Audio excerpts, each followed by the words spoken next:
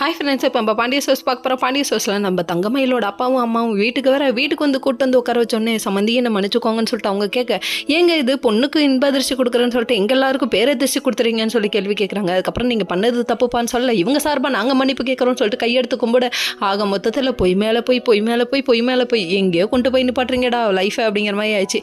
நம்ம தங்கமயிலுக்கு வாழ்க்கையே வெக்ஸ் ஆயிடுச்சுங்க. ஏன்னு சொல்கிறேன்னு கேட்குறீங்களா? இவங்க உள்ள ரூமுக்கு கூப்பிட்டு போய் சொன்னப்போ, நீங்கள் பொய் மேலே பொய் சொல்கிறீங்க, இவ்வளோ பொய் சொல்லி எனக்கு வாழ்க்கையை ஒன்று அமைச்சு கொடுத்தீங்க, அந்த வாழ்க்கை நிரந்தரமாக இருக்கும் நீங்கள் நினைக்கிறீங்களா? என்னை பற்றி கொஞ்சம் கூட கவலைப்படாத என் புருஷன், பிறந்த நாள் தெரிஞ்சுட்டா மட்டும் நீ என்ன பண்ண போகிறேன்னு கேட்குறேன், என்ன வாங்கி கொடுப்போன்னு கூட தெரியாத அளவுக்கு இருக்காரு.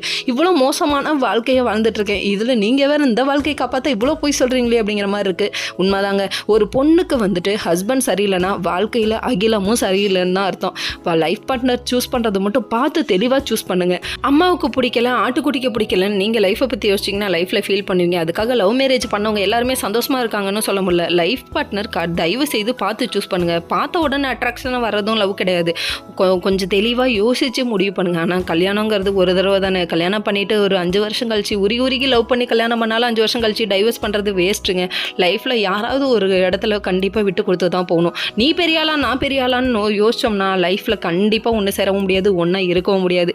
இப்படி நடக்கிறனால தான் நாட்டில் முக்கால்வாசி பேத்துக்கு டைவர்ஸுங்கிறது ஒன்றே நடக்குது. அது இல்லாமல் பார்த்துக்கணும்ல, யாராவது ஒரு சில இடத்துல விட்டு கொடுத்து போகிறது தப்பு இல்லைப்பா அப்படிங்கிற மாதிரி. இந்த உண்மைலாம் தெரிஞ்சதுன்னா அவங்க எப்படி விட்டு கொடுப்பாங்களா மாட்டாங்களான்னு ஒன்றும் புரியலங்க. ஓகே.